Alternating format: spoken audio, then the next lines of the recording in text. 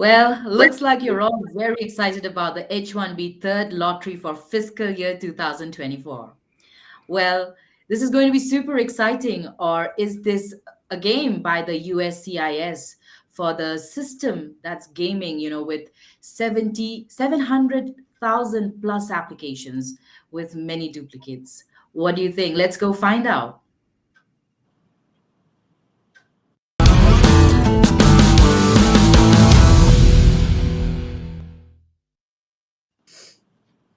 Well, welcome to the Immigration and Jobs Talk Show with me, Nipasa Pradhan.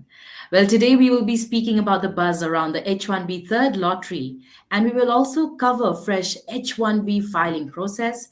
And of course, we'll have many professional tips by renowned immigration attorney herself, none other than Prashanthi Reddy from the law offices of Prashanthi Reddy. And friends out there, the show will be moderated by IT job expert Dan Nandan, the president of Higher IT People, INC. And you can also note that this session is being streamed live on your favorite handles YouTube, LinkedIn, and even Facebook.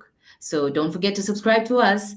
And also, if you have any questions to the attorney, wherever you're watching, please comment on your questions, and we will be very happy to answer each one of your questions. All right, then, let's get started. Dan, the stage is all yours. Thanks, Nipasa, for that wonderful introduction. Once again, we're going to be talking about the buzz around the H1B third lottery after the first second for the fiscal year 2024. And we will also be covering a lot of aspects on the H1B registration process for the upcoming year, fiscal year 2025, the major changes, and basic tips for everyone from Attorney Prashanthi. So before taking this too long, let's welcome Attorney Prashanthi. Hi, Dan. Thanks for having me. It's wonderful to be here as always.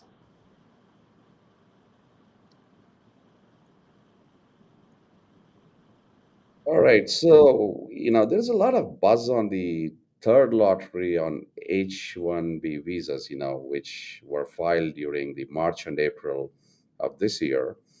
And many of them got approvals, many of them got, registration, rejections itself out of the 700,000 plus applications. Now, have you been hearing this buzz all over? It's all over the news. And why is USCIS trying to attempt to do another? On one side, they have come up with a publication stating there has been a lot of abuse, there have been a lot of duplicates, and there are only 85,000 visas. Now, can you shed some light on what you are receiving, the information you're receiving probably from ALA and the immigrant community, or the any direct information that you have to share with our viewers? And is this a blessing in disguise, or this is going to be some kind of a new hole?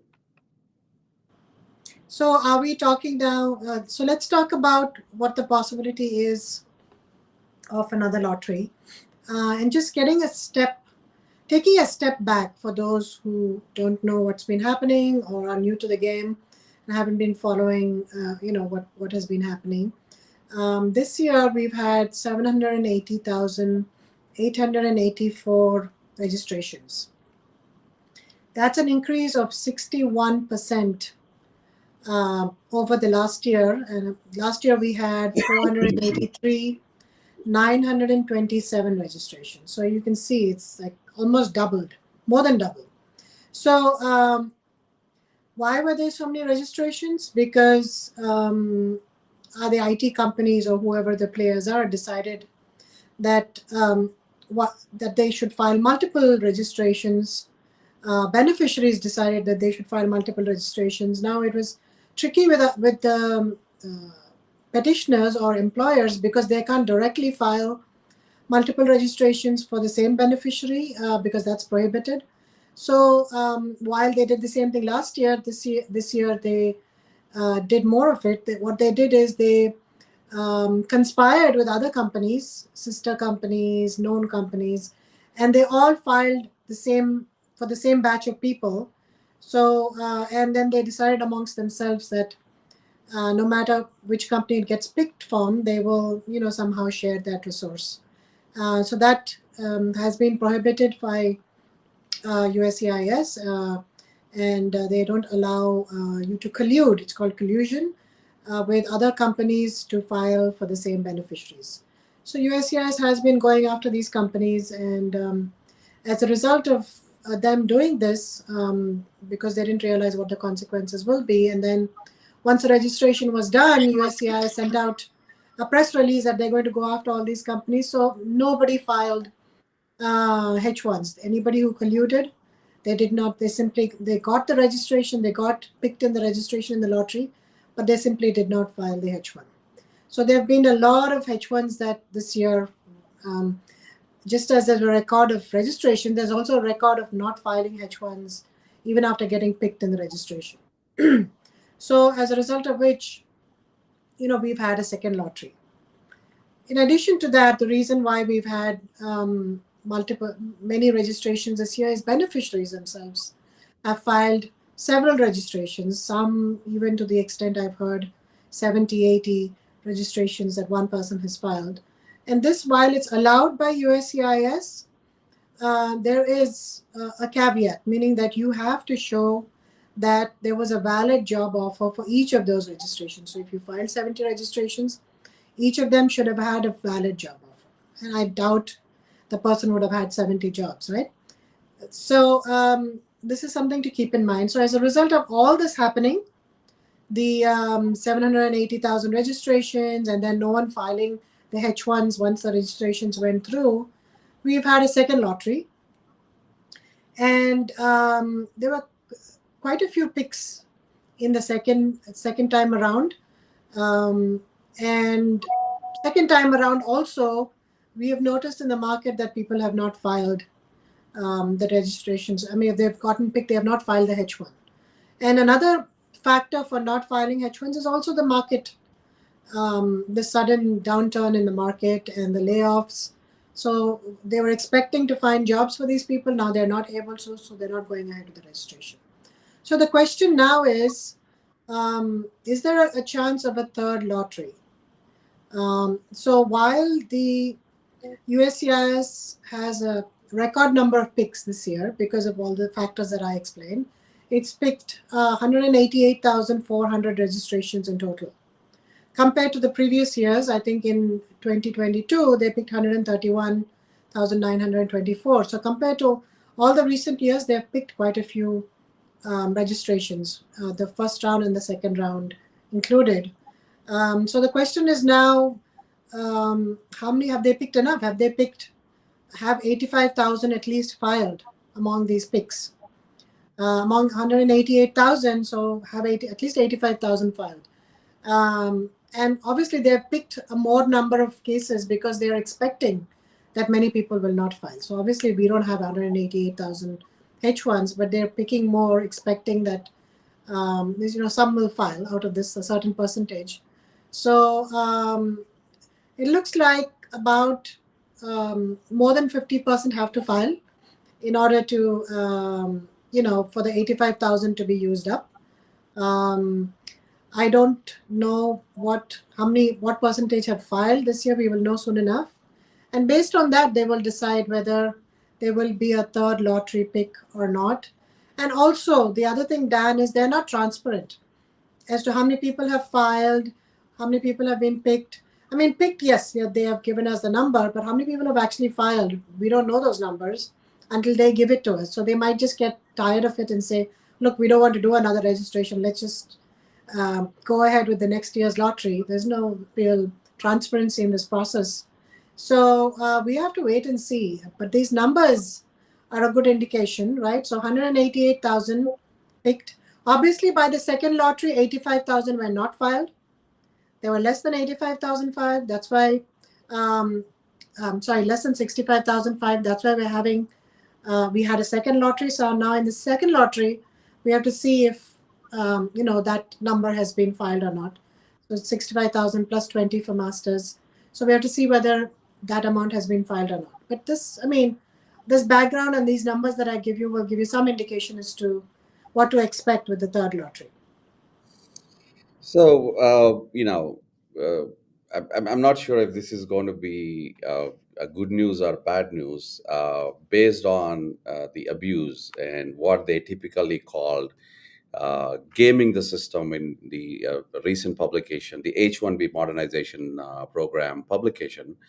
Now, do you think employers who have actually game the system, even if these now this is what is circling around my mind. I was thinking about this while I was driving.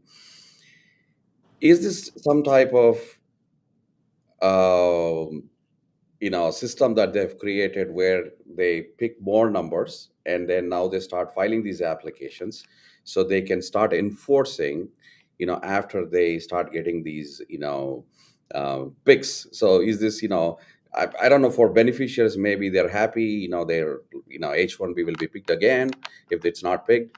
But then but on the other side, for employers who have uh, actually gamed the system. So what do you think? Is a positive or negative?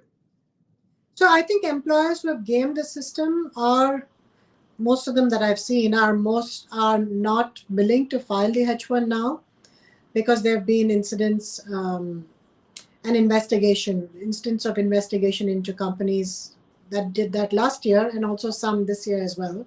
So they are very reluctant to file, unless they don't care, of course, and they're somewhere outside the country and they think they have no consequences that they face.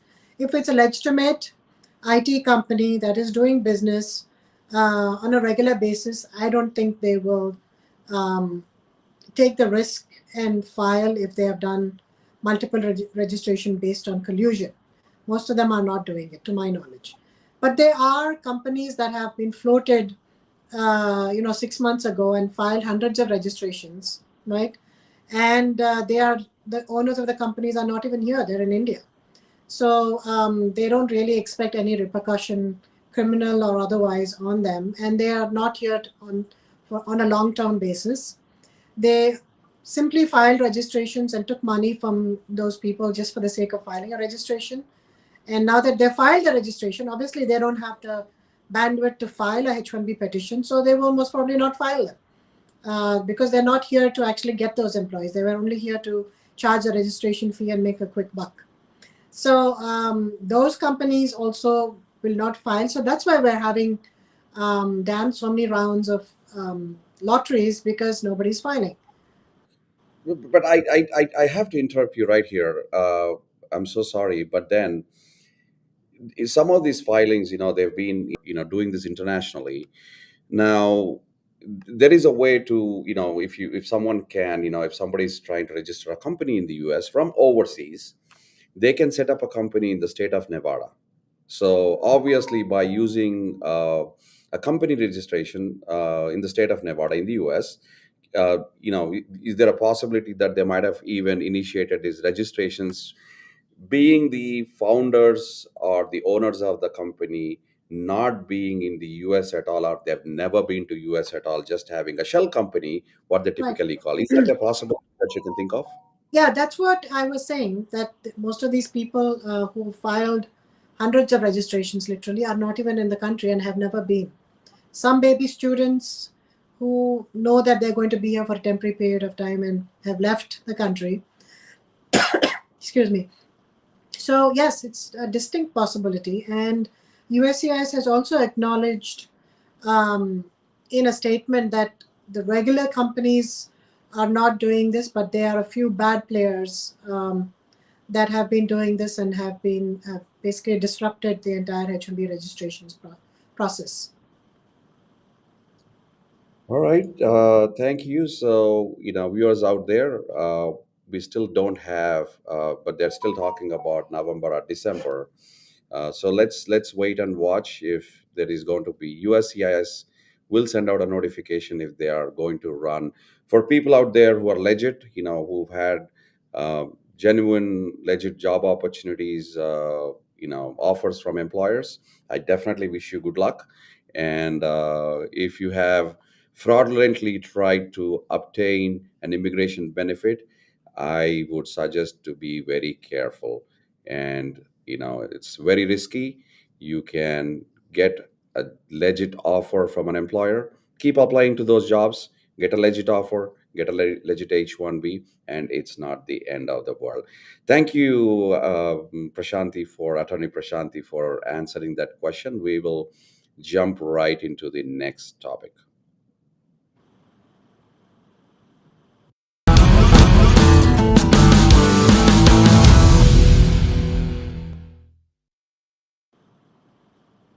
Okay, welcome back. Now we discussed a little bit about this, the 2024 season 781K application. So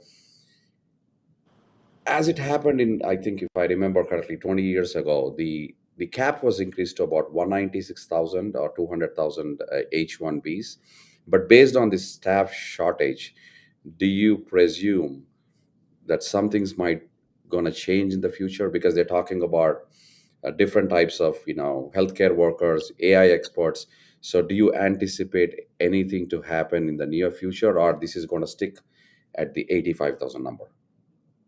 So, as per the Biden's memo, executive order rather, um, where he's pretty much talking about how to improve or how to get people who have an expert in AI to into the United States seamlessly, so that United States can be at the cutting edge of technology and benefit from having the best and brightest in AI. This seems to be something that they are concerned about, and they know that the only way to get new talent is through immigration. So the while the executive order, yeah, Biden's EO on artificial intelligence, talks about many topics and covers a wide span of subjects, a big portion of it is immigration. So he talks about consular visa processing. I mean, the executive order. So they've made in the executive order, they've made recommendations to various departments of immigration departments, the U.S. Department of State, the Department of Labor, USCIS, make asking them for recommendations or come up with solutions so people who have an AI or background or other skilled technologies can come into the country or remain in the country uh, easily than more easily than at present. Because we know with the present system, it's so completely broken that for anyone, especially for an Indian national to get a green card, it takes their entire lifetime. So they're trying to find fixes for this because they want to retain that talent. And what better way of putting it than to say that AI is something that we have to be in the forefront of, and therefore we need these people. And so it's two birds with one stone. Biden is trying to fulfill his promises that he made to the immigrant community through executive orders, because he's not able to pass any legislation, and also um, you know uh, keeping ahead in technologies, so he can do both if he's able to implement these policies. So first is he has, of course, asked the Department of State to see if there's anything they can do to make available additional um, appointment dates, because we know that the appointments are backlogged for Indian nationals and other nationalities also. So they're asking them to find a way to see if it's possible to get faster appointments. Also, he's asked USCIS to update their standards for EB1, EB2 green cards, O1s, which is extraordinary ability, um, so that AI skills can be promoted or people can be bought through these avenues. Also, they've asked the Labor Department to look at um, and make recommendations to see if AI can be considered to be um, an area where there's a shortage. So as you know, Schedule A list, right now we have a Schedule A list. If you belong to the Schedule A list of occupations, such as physical therapists, nurses, etc., you don't have to go through the perm process, because it's acknowledged that there is a shortage. So they want to see if they can add people with these AI tools into this list. Also, modernizing the H1B. We have some new temporary NPRs, regulations that have been published, which are good and bad.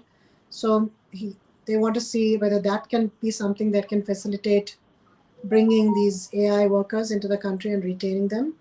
And also considering new regulations to enhance the adjustment of status program to see if families can come here and remain here. I don't know if that means increasing the green card numbers or maybe counting all the family members as one unit and therefore not having to have one separate number for each family unit, thereby giving doubling the numbers or tripling the numbers available.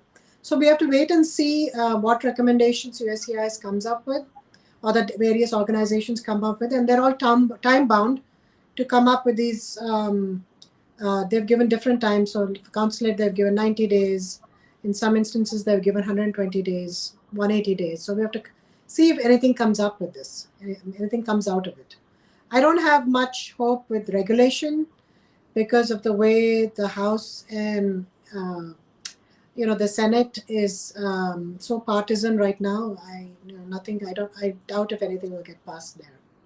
Yeah, that's well, very, very sad. But then, before we jump into the next topic here, I see a lot of people waiting with their questions. We see a lot of comments, but we'll quickly run through the topics or the questions that I have for, so we don't lose the sequence. We're just getting into trying to talk about the new H1B process. You probably have seen a lot of articles on the internet, but then based on what she's been explaining, but we will still cover for all the newbies, fresh applicants. I would still like to cover the process in a nutshell. Right after we complete our topics, then we will definitely take all those comments that you are posting. Keep posting. We're streaming live on Facebook, LinkedIn, YouTube, at Immigration Talk Show, and also another handle, Hire IT People. You can continue to post your comments. If we miss any of your comments due to time issues, we will still reply. I have replied to many comments that I've seen on Facebook, multiple groups. Keep flowing them in and wait for the professional tips from attorneys like Prashanthi. Thanks, Prashanthi, for that detailed explanation.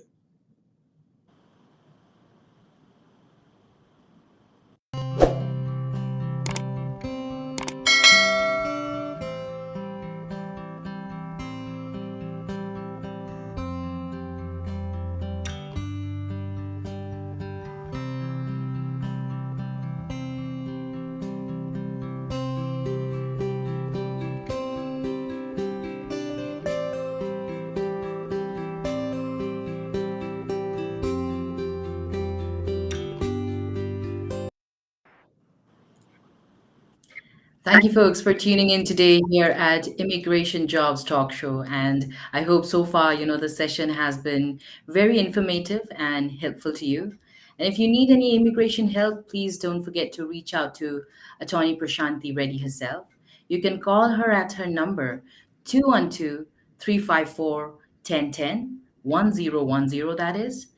Once again, I repeat 212 354 1010, or mail her at prashanthi at reddy at esq.com. Prashanthi with a THI at REDDY at esq.com. Yes, and stay tuned. Of course, we have Dan Nandan, the host, with none other than our attorney Prashanthi Reddy. Okay, small correction with the email. It's Prashanthi at reddyesq.com. Prashanthi at reddy, reddyesq.com. Welcome back. We'll jump into our next topic here. Uh, so now for the Can we? Can you briefly explain the H-1B visa process, upcoming visa process? This has been happening since in 1990.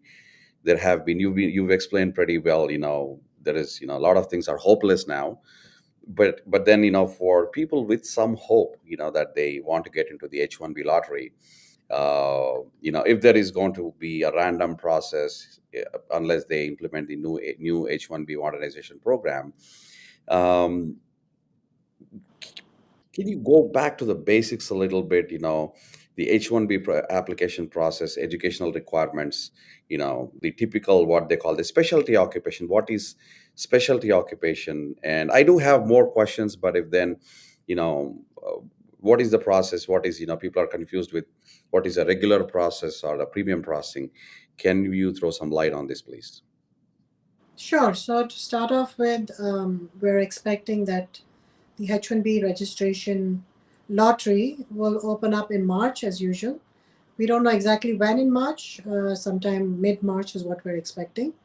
And usually the registration process closes in it, they give you 20 days to register, so it closes before April 1st.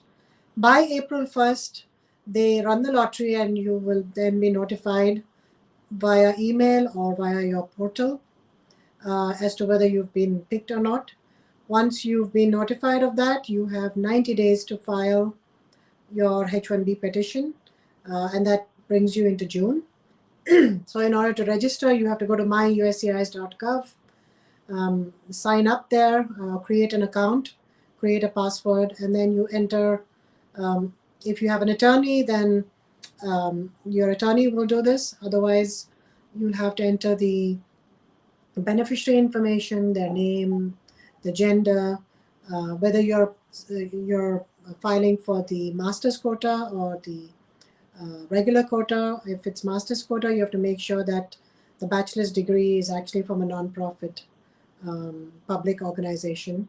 You have to enter correctly the date of birth, the American way of the beneficiary, their country of birth, country of citizenship. Make sure you enter the passport number correctly.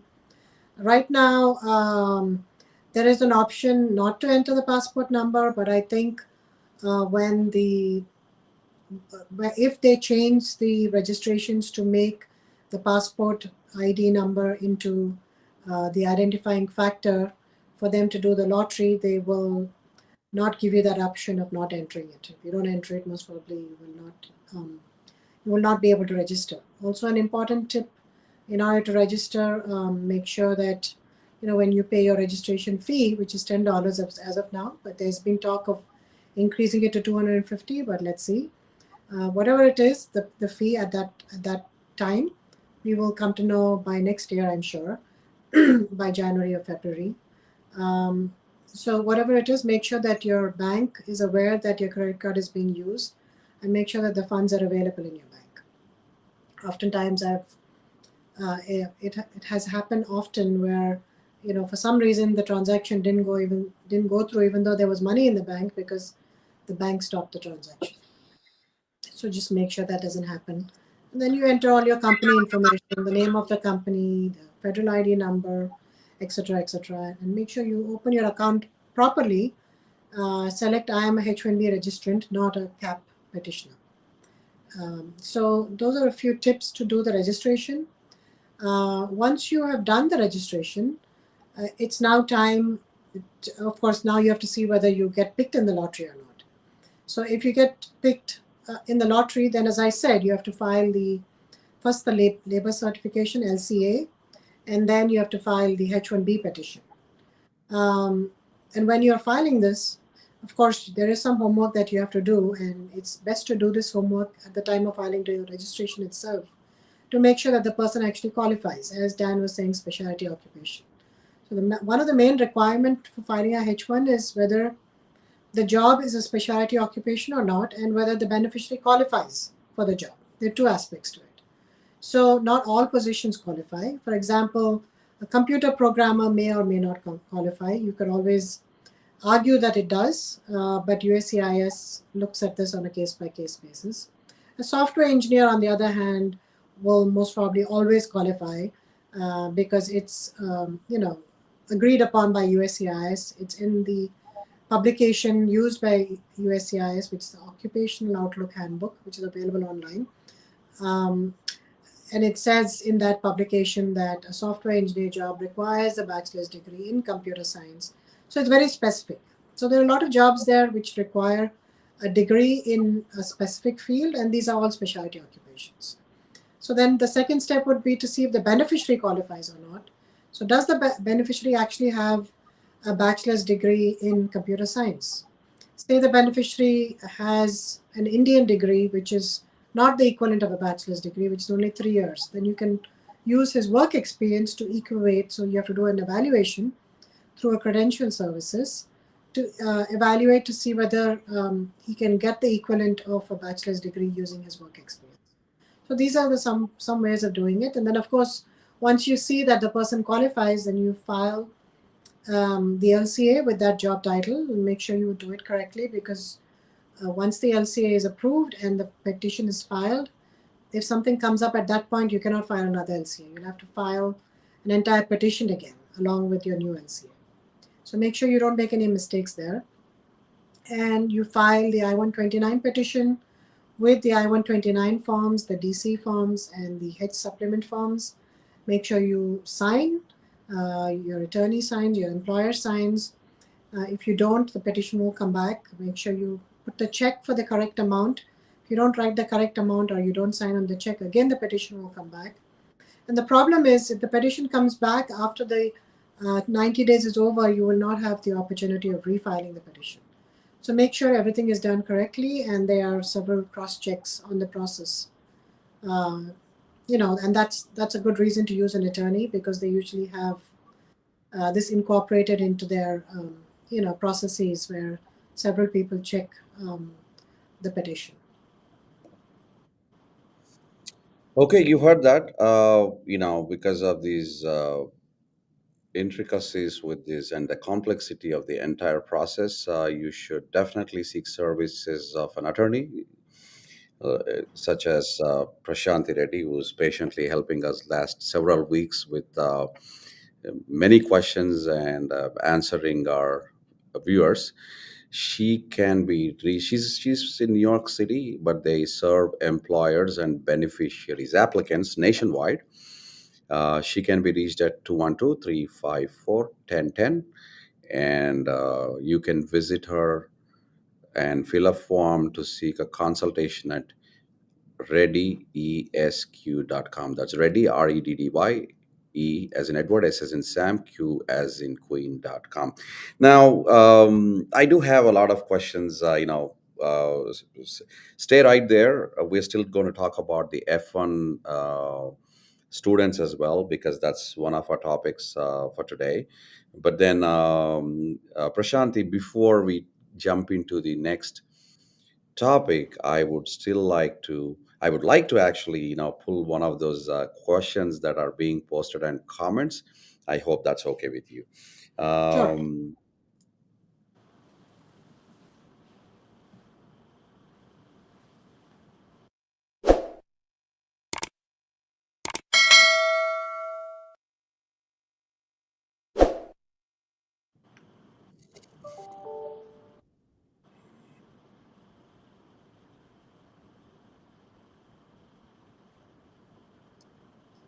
okay.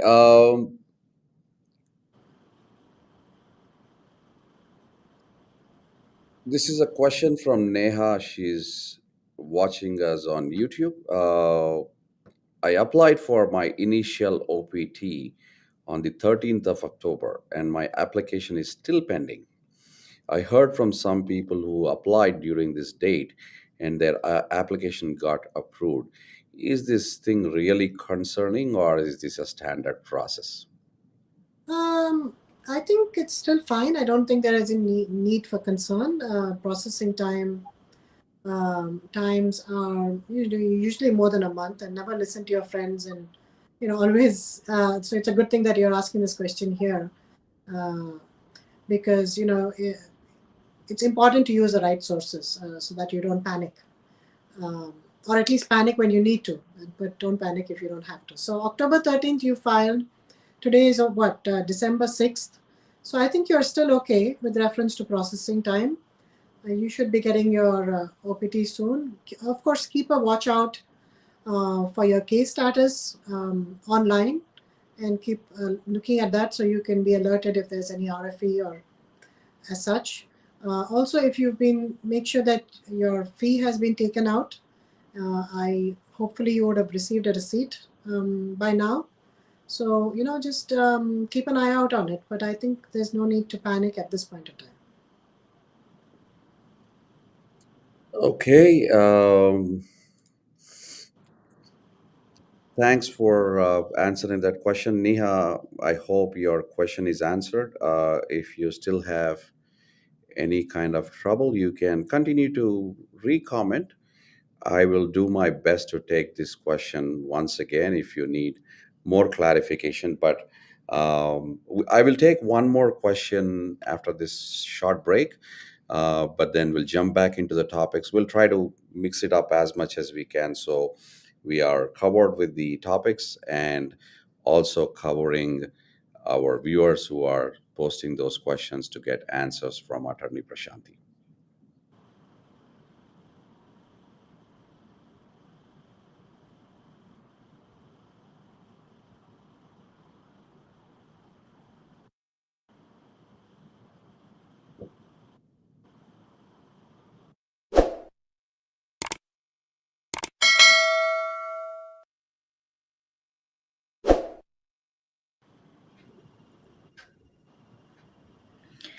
I really hope that you all are enjoying this informative conversation with none other than Attorney Prashanthi Reddy herself, and of course our very knowledgeable host Dan Nandan.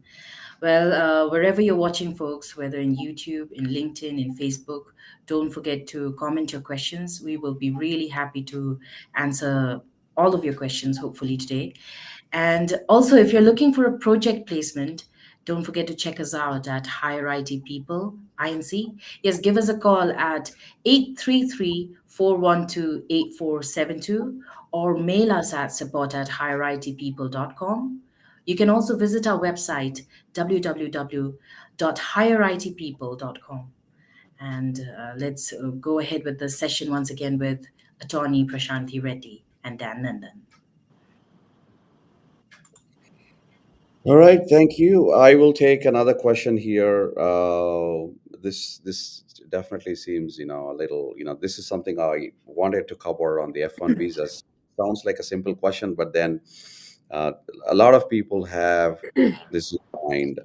This is from Seema Singh from YouTube. Can I change my F1 visa to H1B before graduation? I don't know what she meant by graduation. Is she here on a master's program on F1 visa, or undergraduate? But then, Prashanti, can you throw some light into this? Is it possible that somebody's doing their master's program, they're here on an F1 visa? Seema, if you can, re-comment if you're doing a master's or undergraduate program. But then we will assume that you're here for doing a master's program. So if somebody's in between the master's program, is it possible they can apply for an H1B? Yes, absolutely.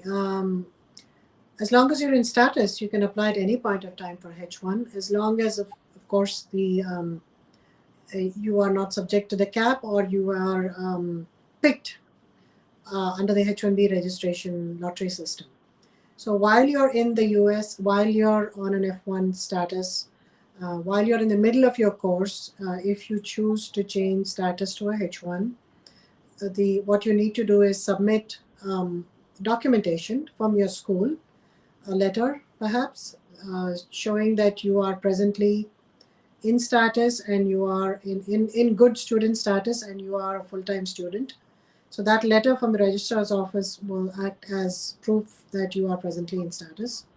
And then we file, then you can file a change of status from an F1 to a H1. You have to keep in mind the start date of the H1 and make sure that you continue to be in status If it's a cap case, you continue to be either in cap status or in actual status until October 1st. And if you're not subject to the cap, then as long as you file, and as long as you're in status, in good student status, when you file, you should be okay to get your H1.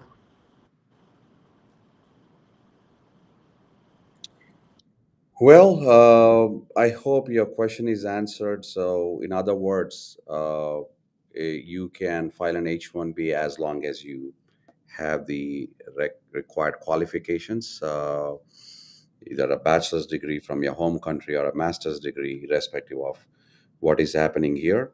And thank you, Attorney Prashanthi, for quickly explaining that briefly. But then I have like almost 50, 70 comments here. They're just flowing in. Seema, thanks for that post on YouTube on the comments. And now we will jump into, I will still take these questions as much as I can, but I do have, we don't want to completely deviate from the topic. So let me jump into the topic once again.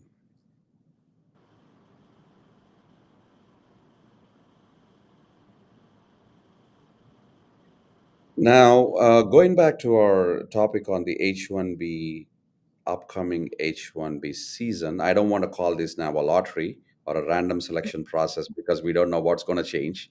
Prashanthi, do you anticipate a lottery based on what has happened?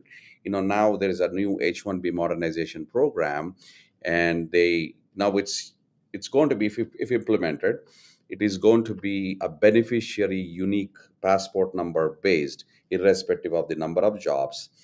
But even then, based on the shortage of workforce in the US and many graduates in the IT industry, many people who, there's a lot of, shift in the last 10, 15 years, especially from countries like, China, India. Do you still see a lottery for the fiscal year 2025? Oh, absolutely. There will be a lottery for because the demand is so much and has outstripped the supply, and USCIS is really going based on numbers that they have decided on several years ago, before this whole IT boom, etc. And they have never updated it. We can expect for the foreseeable future that there will always be a lottery, because I don't foresee that less than 85,000 people will apply.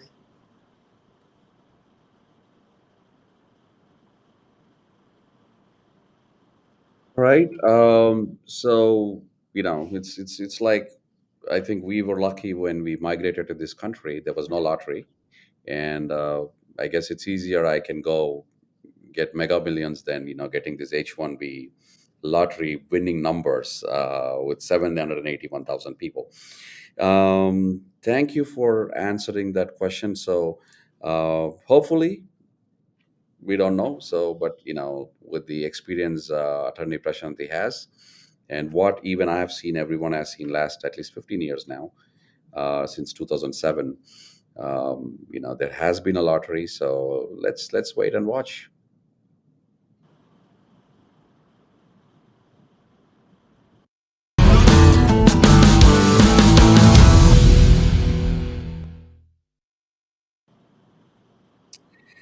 All right, let's jump into our next question here.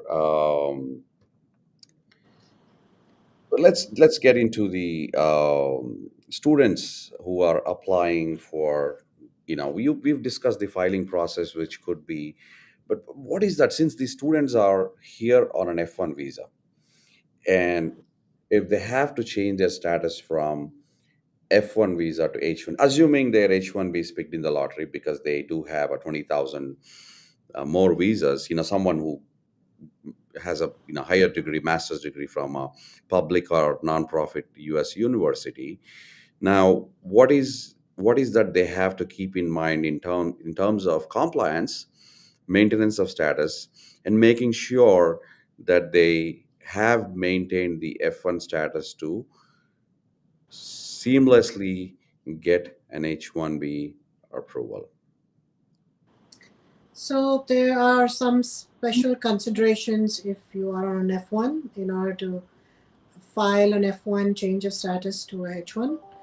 There are typically some RFEs that are quite frequent, and they frequently do ask for proof of status or maintenance of status. That's a very, very common RFE that we get for F1 students when we file a change of status.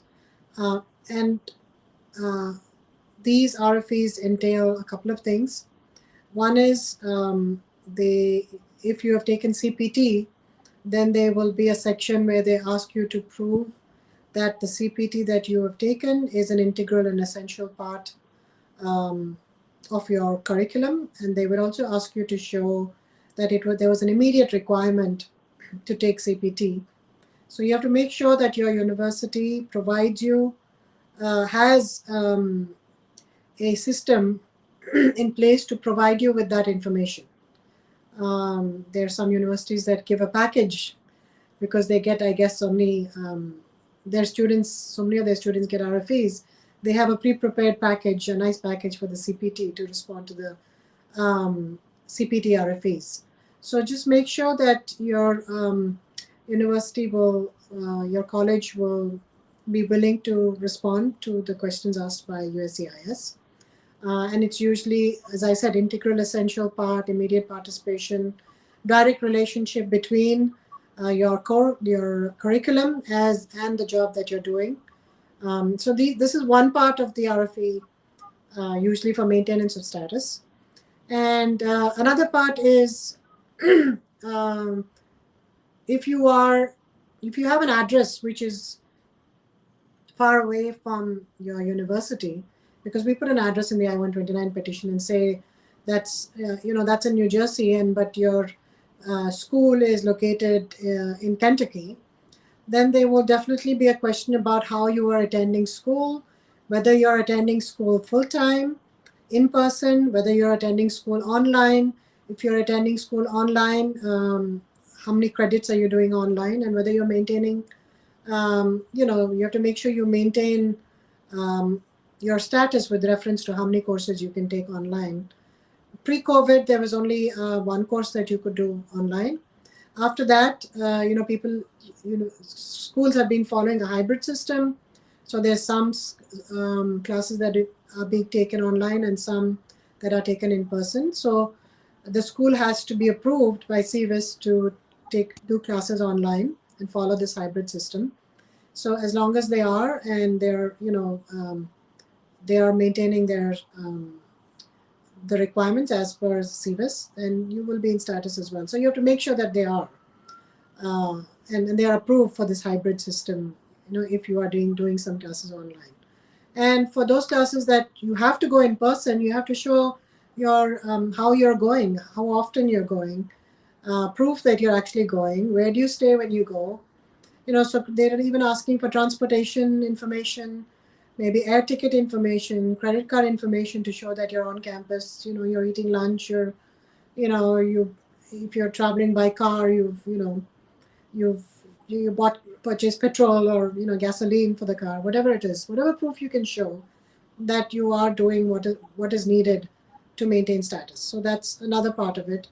And the third part is, if you were on an OPT or on an OPT, the post completion OPT or a STEM OPT, whether you're maintaining your OPT status, whether if you are STEM OPT, you're actually doing a paid internship for the number of hours required.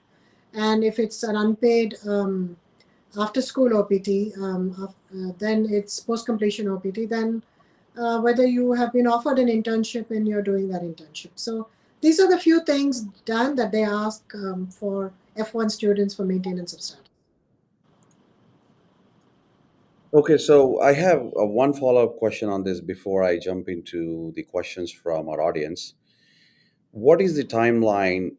So you definitely spoke about you touched something about the CPT.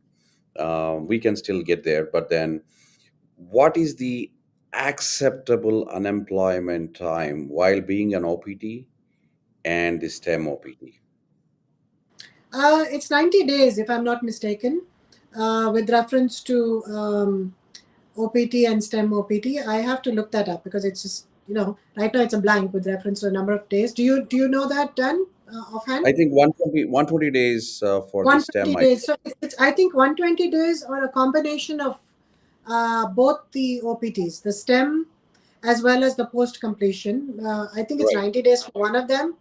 We can right. just look at Google and let them know. But yeah, that's there is a Yeah. certain number of days, but also another thing to keep in mind is also it's 20 hours. So you have to work a minimum of, you don't have to work more than 20 hours if you don't have to, but there is a requirement that you work at least 20 hours a week. So it doesn't really have to be full-time employment, but there, so certain restrictions that you need to keep in mind with So this reference to 20 number of hours, hours.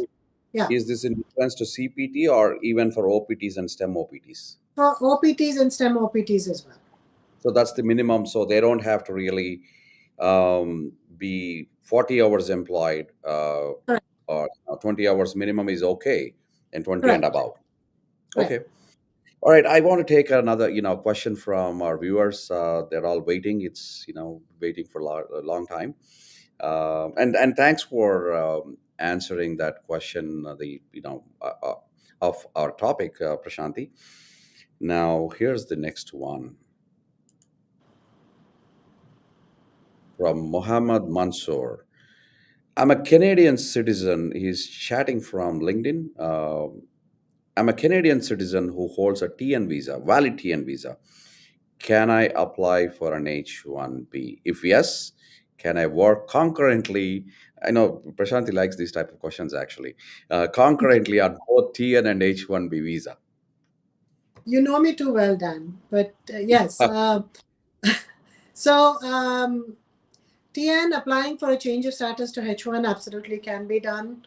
You all, again, if you are under the cap, that means if you are subject to the cap, meaning if you have not filed a H1 earlier, then you're subject to the cap, and therefore you have to make sure that you do the registration and you remain in TN status until October 1st. Very important.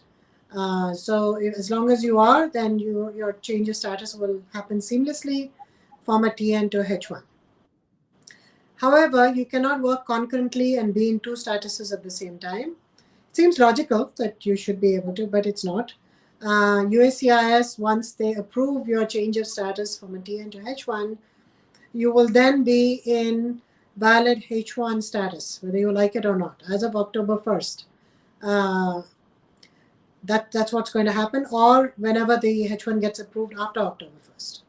So you will be on a H1 status, you will no longer be on a TN status. Therefore, think carefully before you apply or before you tell your company to apply, because then you may not have, unfortunately, control over them. And if they decide not to withdraw it, and even after you ask them to, your status may automatically change to H1 even though you don't want it to. So just be certain of what you want to do before you go ahead and agree for your employer to file that H1. Well, okay, you heard that. So you cannot have two statuses at the same time, but then I think you can have a concurrent H1B, right, Prashanti? Correct. They can have Correct. multiple H1Bs at the same time. If your H1B Correct. is picked, approved, you start working, then you can possibly have. I don't know if there's a concurrent TN visa. Is there one? No, no such thing. Never heard about it. No. Not me. Maybe, like just like the H1B, if there's concurrent employment on TN. Okay. Um, Now let's jump into the next question here. I still want to take these chat comments. Someone said, "Hi Dan, watching your program." I'm not sure who this is. Facebook user. Hello, how you doing out there? Facebook treating you well? Okay. I see those comments though. Let me get into this next question here from Adam, uh, from YouTube. After a successful F1 visa interview in New Delhi, the CEAC portal shows a refuse status. No additional requests or communication received. what could be the cause and how to address this discrepancy. I think a couple of years ago we were talking about this, right? The status changes on CEAC portal, which may not be correct, then suddenly it changes overnight. If you remember, or if you currently have seen anything on the CESE portal, the State Department's website, where they have these statuses of visas, applied, refused, whatever. So yeah, good point. I would never trust a status update. There are often mistakes made on status updates, not only by the Department of State, as Dan was pointing out, but also by USCIS. So I would not trust just that. It might be true, but I would wait until I get further confirmation. You have to get something in writing from the Department of State saying that your F1 visa was refused. So if you haven't gotten that yet, just sit tight and wait for that to come through. Nobody can predict why Department of State might reject your visa. There are some common reasons why they reject. One is the intent to immigrate. If they don't think that you have ties, strong enough ties in India, then they might think that you have the intent to immigrate to the US. If they don't think that you have submitted sufficient documentation to show ties, family ties, financial ties, property, job, etc., etc. Uh, and the another reason could be the school itself. Maybe the school is,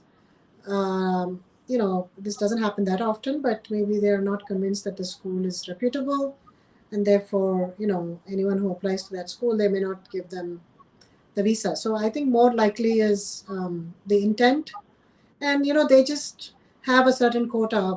Having said all that, where they can't really approve all the cases that come to them, they have to deny a few, and so they have to find the best ones to deny. And sometimes they may not be a strong enough reason, but they deny visas anyway. Also, it could be if you've previously um, been interviewed and there's some negative facts that came into light due to that, or if you were previously in the US on a different status and if you didn't maintain your status, then that could lead to a visa refusal as well. All right. Thanks for answering that. I'll take a few more questions here. If we have time to complete the topic, we're over an hour so far. Um, this is from Dr. I'm sorry, Elaine.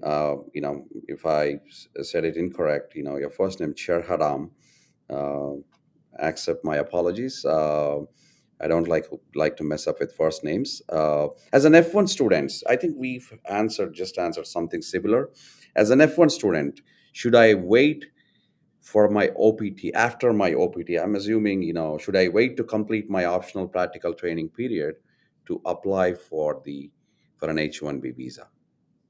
I think in this particular case, he's trying to ask if he should use up all his OPT period Correct. and apply for a H1, because that will give him more, obviously that will give him more time in the US because he has 3 years of OPT if he's a STEM candidate, and then 6 years of a H1. I think you shouldn't wait because the chances of getting picked in the lottery are low, and you might need to apply for the lottery, take your chance several times, one, two, three times before you actually get picked. Unless you're lucky, a lot of people get picked in their first round, but I don't think you should take that chance, in my opinion. I think you should file for the lottery and get into a H1 status simply because you don't know what the future holds. You don't know how many people will apply in the years ahead and whether it'll get more difficult or less difficult to get selected in the lottery. So I would take every chance I get to apply and register for the lottery. All right. I still have these questions floating in, but then I really want to go back a little bit to our Some of these, stay right there. We are continuing to answer your questions, but then um, I do have. I think some of your questions will definitely align into my questions. So let me just take the next question here. This is from YouTube from Wali Rahman. Can an F1 student, I think we touched something like this, but then do a 20 to 40-hour off campus internship under a CPT in a regular semester while already working 20 hours a week? I'm assuming working on campus 20 hours a week. Now there is off campus. So I'm kind of confused with this question. I don't know, Prashanti, if you are Yeah, I able to think he's talk. asking basically the point is how many hours can I work on CPT, uh, at a maximum. So he's working on campus already for 20 hours. Perhaps he's doing, assistantship with a professor, etc. And then he wants to go and do CPT for 20 to 40 hours. Everything is fine as long as your school requires you to do it, and as long as you can show a correlation between the curriculum and the job that you're doing, and as long as you can show that the job requires the school requires you to do the job, and you get credit for it, and it doesn't interfere. Obviously, you have to be a full-time student, so you have to go to attend all your classes, online as well as in person. So as long as it doesn't interfere with you maintaining your status and it's acceptable by your school, you should be able to do it. All right. Thank you for answering that. So, if you still have more follow-up comments, you can still post. We'll try to either reply to your comments. Now, before I do see a lot of questions which are circling around. If you're a student, I see a lot of questions from students actually today, since we've advertised this as for students and the H1B third lottery.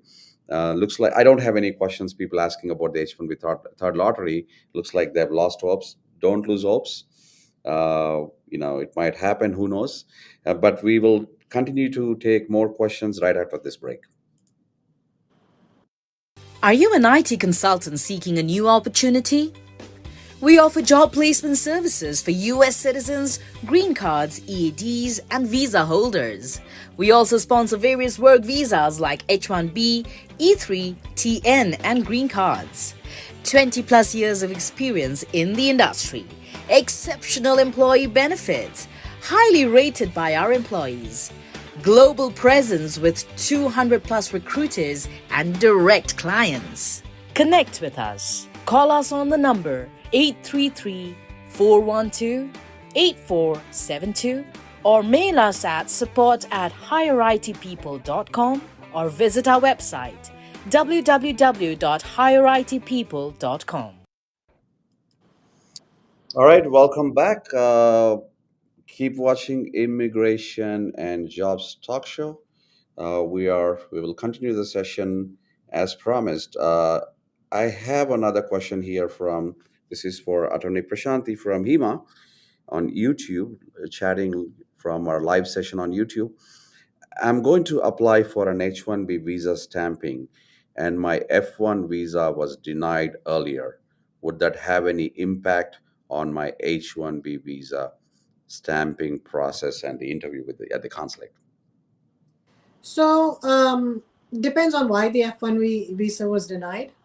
If it was denied for something, if it was denied for intent, then that should not be a problem for your H1, because for a H1 there's no requirement to show that you don't have the intent to immigrate. If it was denied for other issues such as out of status or other such issues, then it might have an effect. So it really depends on why the F1 was denied, and most probably it was denied for intent. Um, and if that is the case, then it should not have an effect on your H1B visa. All right, thank you for answering that question, Attorney Prashanthi. We are at 3:15 right now. We'll take a few more questions. And the time is of the essence, so we can definitely run this like a Bollywood movie for 3 hours, so people get bored. I'll take the next question from Ashik Ashu. Uh, while re-entering using the automatic AVR revalidation, the CBP officer wrote CWOP on my expired F1 and told me, expired F1, I don't know if he wrote it on the visa, and I would need my H1B stamp when I re enter. Will it impact my Dropbox eligibility and appointment? I'm assuming for the H1B visa. If he, because he talked about the H1B, I'm assuming he tried to enter on H1B I-94. So if you got the question, can you answer, Ashik? Yes. So CWOP is cancelled without prejudice. And since it was an old visa and it expired, I guess he was bored, so he decided to put that on the old visa. Or maybe he didn't want you to use the old visa. So he or she decided to do that. But that doesn't affect your present H1B visa that you have. So it should not impact your H1B visa. And if you're going for an extension, shouldn't impact your extension either. All right. Thank you. So you heard that, cancel without prejudice. So the word itself has the meaning, so you shouldn't have any problems because it expired. Now let me jump into the next one real quick. We're running out of time. This is again, from YouTube. People like YouTube a lot than LinkedIn. Okay. Srinivasulu Kamara. I got recently laid off, and we've been talking about this. If you go back to our channel, Immigration and Jobs Talk Show, there's a playlist which contains several videos about with Attorney Prashanthi on the H1B 60-day grace period, layoffs. But I will still take this question. I got recently laid off on an H1B visa. I'm thinking to transfer to F1 visa as I'm looking for a change in career. Once again, she answered this a similar question. If you go to higher education on our channel, you will see something relevant answer. And he's thinking to change the career from marketing into IT. Do you guys think F1 is a good option or a B2? Well, Um, so I don't know how relevant it is as to what you're planning to do. That really doesn't, that is a different question. But with reference to whether to change status to an F1 or a B2 is depends on what you want to do really. So if you intend to um, start a new career and change to a different field, and therefore you want to get the education in that field, so you want to do a master's in information technology, and you think you'll be more marketable that way, and that's the reason you want to file for a change of status to an F1, go ahead. I think that makes sense. But if you're only using the change of status option to an F1 as a stopgap so that you can get some time before going on to your next H1, then an F1 really doesn't make sense in this situation. I think you're better off filing a change of status to a B2. And even though there are issues with a B2, USCIS has posted on their website that they're, acknowledging that, change of status to a B2 would be appropriate in this situation. And, they are saying that even if the B2 is not approved, because we discussed last time, Dan, that in the last session that, the time period for a B2 processing is so long that by the time the approval actually comes in, that's the expired. it has expired, so they can't really use it. So they have to make whatever changes they need to make within that 6-month period, because you only get a B2 for 6 months, and you get the approval after 1 year.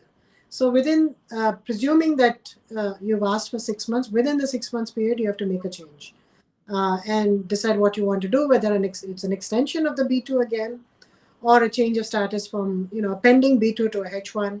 And we were discussing the pros and cons and the issues with a pending filing a H1 from a pending B2, because USCIS then comes back and says that they can't approve the change of status portion of it. But there is something on the USCIS website says that they will, And it says that they will then adjudicate both the B2 and the H1 at the same time. And therefore, the question of asking for a B2 approval in the RFE, where we have no control over that, um, seems to be overcome. But attorneys are still reporting that they still get RFEs on these bridge petitions, and they're still asked for the approval in some instances. So it's good news that they've posted that on the USCIS website, that they will not ask for it, but not all officers adhere to it. So on the whole, I think if you don't plan to um, do an actual master's or continue your master's in an F1, it's good to file a change of status to a B2. Okay, I think we should have another session on this complexity. But then, I have Thomas has an interesting question. Before I take that, this is right after this.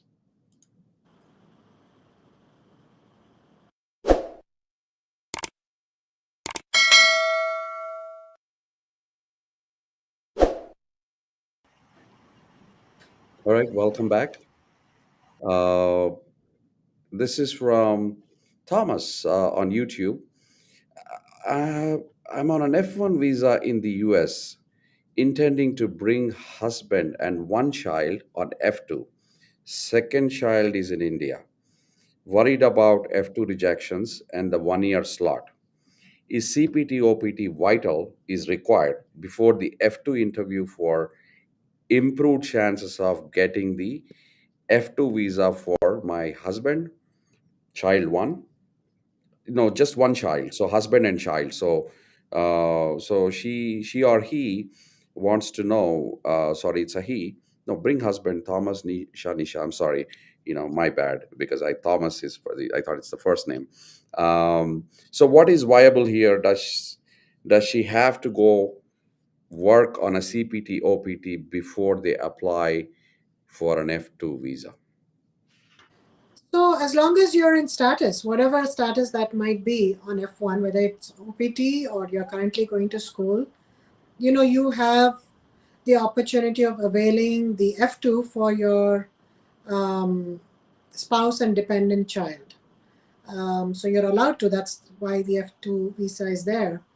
And the F2 people have to show the same thing, that there's no intent to immigrate. So there is no necessity that you have to be on CPT, OPT in order to bring your dependents on F2. You can bring them as long as you're in F1 status, even if you're currently going to school.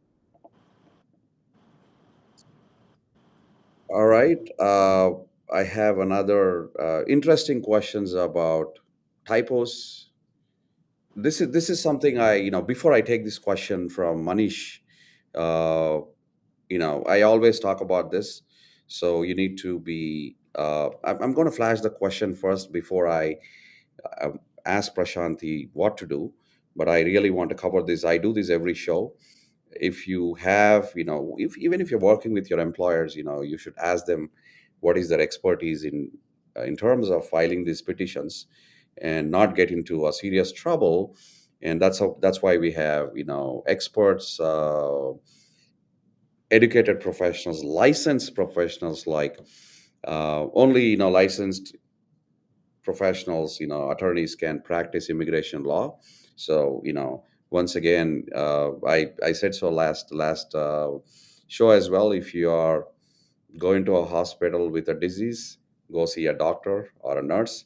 Don't see another patient. So you got to be careful. Don't run around forums. But then this is a question to you, Prashanthi. My employer made a mistake, filed my H1B under master's quota, even though I'm an undergrad. I got picked for H1B under master's quota, but for a second RFE, and it says they have an intent to revoke my H1B. Now my OPT extension is ending in Feb. What should I do? Yes, so you That's very unfortunately, unfortunately, you will not get that H1 because you cannot justify um, that particular requirement. Sometimes in an RFE, you can justify some things, you can get an approval. But in this particular situation, it's the reg, right? So you can't, even if they want to help you, USCIS cannot help you. No one can help you. So, um, If you filed for a registration under the master's cap and you don't qualify because you don't have a master's, uh, simple as that, then you really, your registration has been wasted. You cannot file for the H1, but since you filed already, again, that money is wasted. I would have just said don't file, because why waste money, right? So that money is wasted again, and the end result is the same. It will lead to a denial unless you can show that you have a master's degree. Um, what was the next part of the question, Dan? So, again, I'll just, put this back. Now, the next part is, they have a second RFE, and now there is an intent to revoke the H1B. Right. And the OPT extension is also ending in Feb. Hmm. So, what is the other What option apart what from, because is the so right, so you would have to go back to your F1 status. So I would suggest go back to the DSO, take additional courses, or take a new, I mean, if you have to do a new master's, a different master's, or a PhD, then you should enroll back as a student and safeguard your status before it expires. That's for sure. Because even if you file, even if you register, your employer registers for the cap lottery again, you wouldn't know whether it'll get approved, whether you'll get picked or not again. And even if it gets picked, you cannot file before April. And so, as of the date of filing, you have to continue to be in status. And if your status is expiring in February, unless you intend to do consular processing and leave the country and come back, on a H1 when and if you get it, you have to maintain your status at least until April or beyond. Okay, but then I know we're running out of time. But can he use the last time you were talking about nang pro tank? Is that something applicable in this case? I wouldn't use it in this case because it's so clear that he's out of status and he's then remaining here for 2 months and then he's finding a H1. Nunc pro tunc is in humanitarian, under humanitarian grounds. If for some reason you don't realize that you've fallen out of status, and then once you realize, then you're, applying for, under humanitarian grounds for nunc pro tunc, that would be more ideal uh, grounds to use a nunc pro tunc, rather than in this situation where you're deliberately um, falling out of status and then applying for a non-tank and hoping that USCIS will approve it. Okay. I will take few more questions, Attorney Prashanthi. I still have almost 30 or 40 of them lined up. So, I know it's time is of the essence, but we'll still take a few more questions right after this.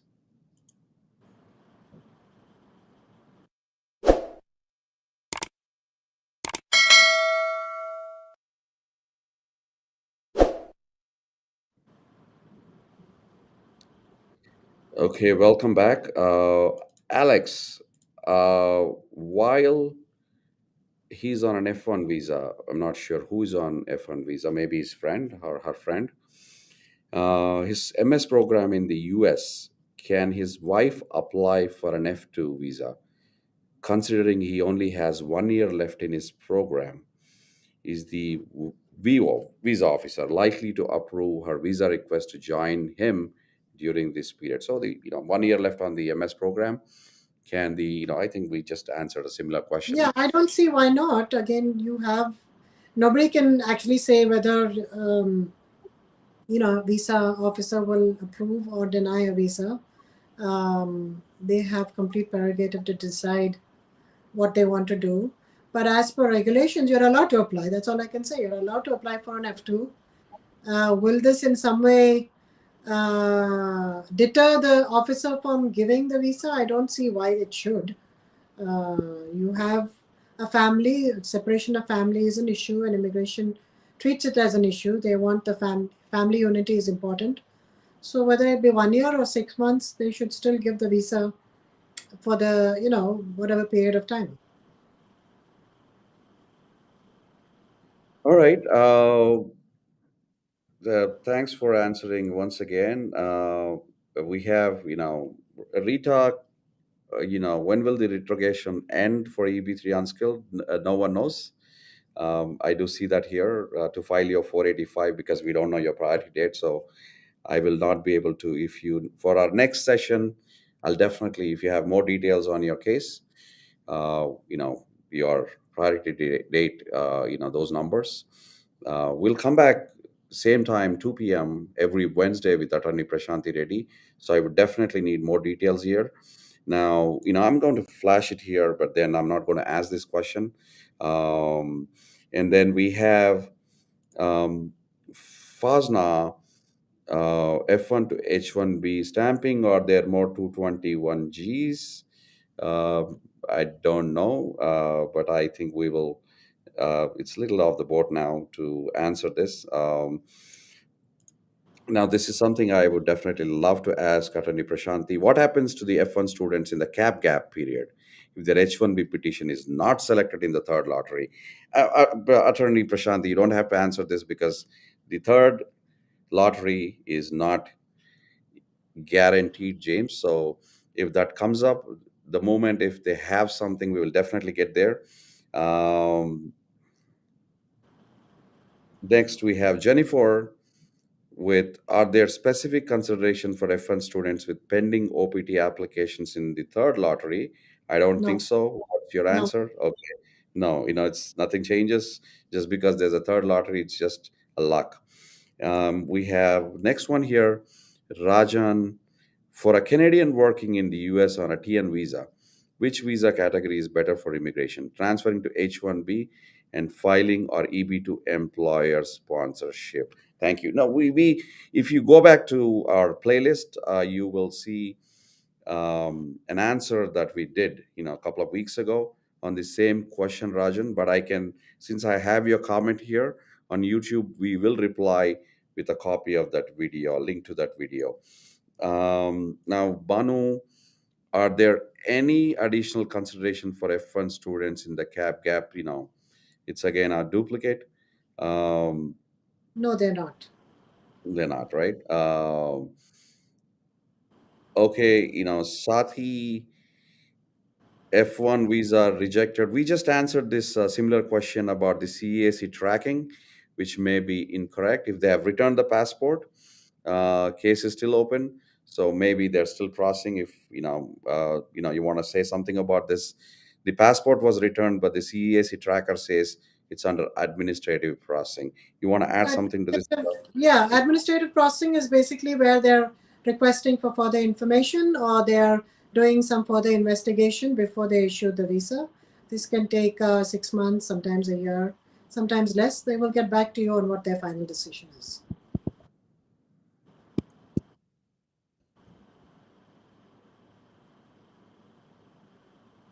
Um, Sorry about that. Now, we have one last question here.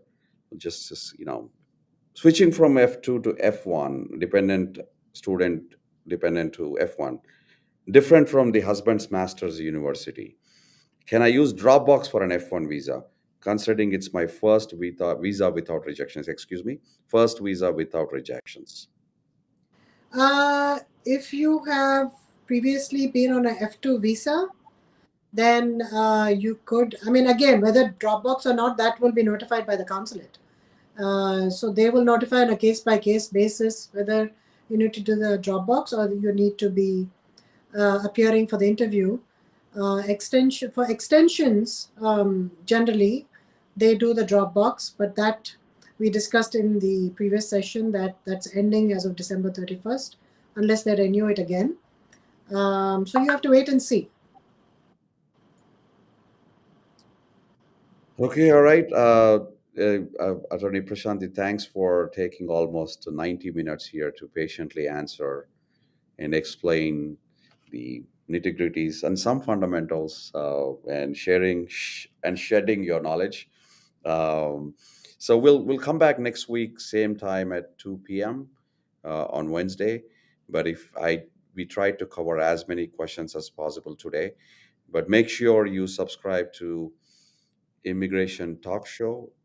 We stream live and upload those videos into Facebook, LinkedIn, and definitely, of course, subscribe stems back into YouTube, but follow on the other platforms. And you can always send me a question, Dan at higheritpeople.com, and we can certainly answer those questions. Once again, thank you, Attorney Prashanthi, for being here today. We'll see you soon. Have a Thanks, great day. Dan, and thank you to our viewers and listeners for listening patiently and asking all your interesting questions. See you next week. Thank you.